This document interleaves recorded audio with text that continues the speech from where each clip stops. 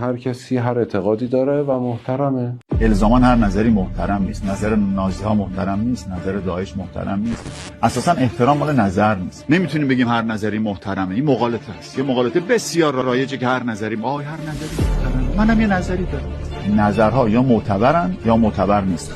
یا اگر بخوام مبتلا به نگاه سیاه‌وسفید نشیم، خودی و غیر خودی، نظر معتبر، نظر غیر معتبر، میگیم هر نظری به درجاتی معتبره. احترام مال اون صاحب نظره، مال آدمه. پس آدما محترمن ولی نظرها الزاما محترم نیستن. نظرها یا معتبرن یا معتبر نیستن یا درجاتی از اعتبار دارن. مثلا مادر بزرگ من تراتور دیابت و درمان دیابت یه نظری داره، نظرش محترم، بعد خب سوادم نداره. نه اصلا اینجا بحث احترام نیست، اعتبارم نداره. خیلی وقتا ما یک معنا چیکار میکنیم؟ یک معنا سکوت میکنیم دیگه. یعنی جاهایی که نمیدونیم سکوت میکنیم.